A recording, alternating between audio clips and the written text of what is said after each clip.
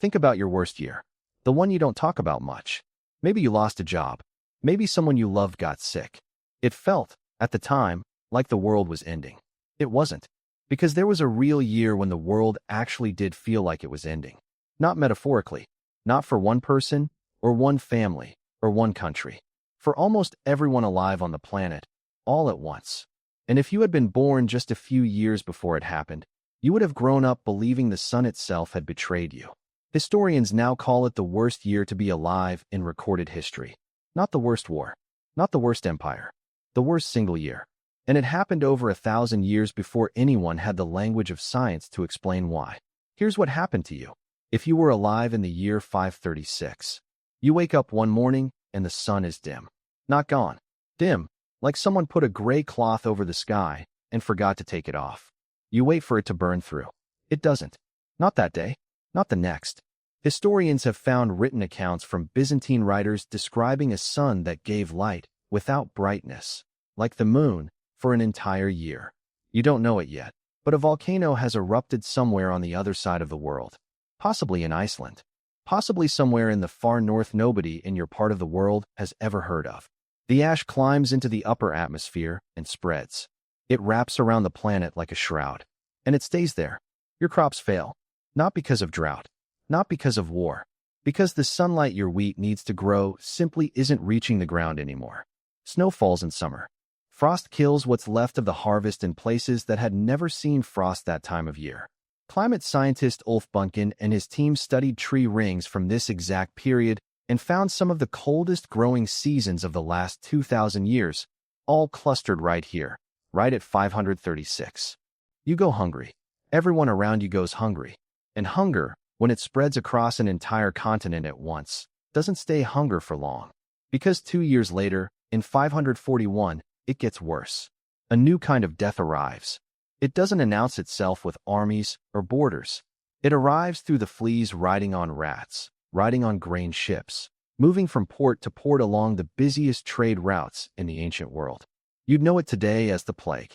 Back then, they called it the plague of Justinian, after the emperor who was ruling when it hit. It moves faster than any army ever had, faster than any rumor. Historian Kyle Harper, who has spent years studying this exact collapse, describes a disease that could travel the length of the Mediterranean in a matter of weeks, riding the very trade networks that had made the empire rich. You watch it take your neighbors first, then it comes for your street. Historians estimate that in the city of Constantinople alone, at the height of the outbreak, thousands of people were dying every single day. Not every week. Every day, the bodies piled up faster than anyone could bury them. Contemporary writers describe corpses left stacked in towers because the ground simply ran out of room. And here's the part that should sit heavy with you. You didn't do anything wrong. You didn't sin your way into this. You didn't anger a god or break a rule. A volcano erupted somewhere you'd never heard of, and a rat crawled onto the wrong ship, and both of those things happened to you anyway.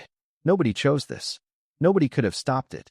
Historian Michael McCormick, who has spent decades piecing together the archaeological and written record of this period, has called 536 not just a bad year, but the starting point of one of the worst periods to be alive in all of human history. Not because of one disaster, because of the sequence. The dimmed sun weakened the harvests. The weakened harvests weakened the bodies. The weakened bodies had nothing left to fight the plague when it came. One disaster didn't cause the century that followed. A chain of them did. Some estimates suggest the plague alone may have killed 1/4 of the population in the regions it hit hardest. Entire towns emptied out. Fields that had been farmed for generations went wild, because there was no one left to work them. Trade collapsed, not from war, but because there was no longer enough of a population left to trade with. The economic engine of an empire that had lasted for centuries didn't get invaded. It got outlived by the people who built it, and it kept going. Cold summers returned again and again through the 540s. Historians studying this stretch have started calling it the Late Antique Little Ice Age, a decades-long cold snap that overlapped almost perfectly with the plague years, as if the planet and the pathogen had agreed to arrive together. Now here's the question worth sitting with. Why does this matter to you, right now, in a warm room, with food a few steps away? Because you carry a piece of this in you that you've never noticed. Your brain still runs the same threat software that theirs did. When something you can't control shows up in your life, a diagnosis, a layoff, a headline about a virus on the news, some old part of your nervous system reacts as if the sky itself might go dim tomorrow. You feel it as anxiety. They felt it as an omen. Different language. Same ancient alarm bell.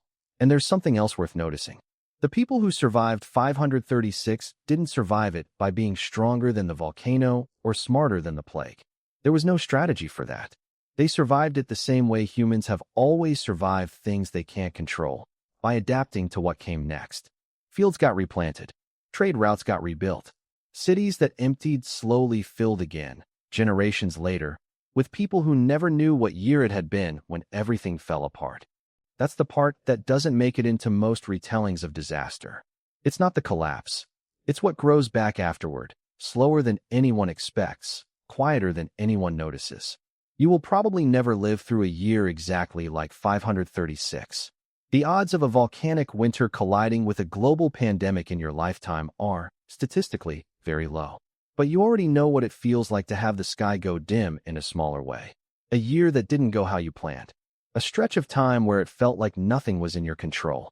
The people of 536 didn't get to choose their worst year, but they got to choose what they did in the years after it. That's the only part of the story that was ever really theirs. So the next time your worst day arrives, and it will, remember that somewhere, over 1,000 years ago, an entire civilization watched the sun dim, buried their neighbors by the thousands, and still, eventually, planted something in the ground the following spring, not knowing if it would grow. It did. Think about your worst year. Now you know what one actually looks like. And you know, too, that even that one ended.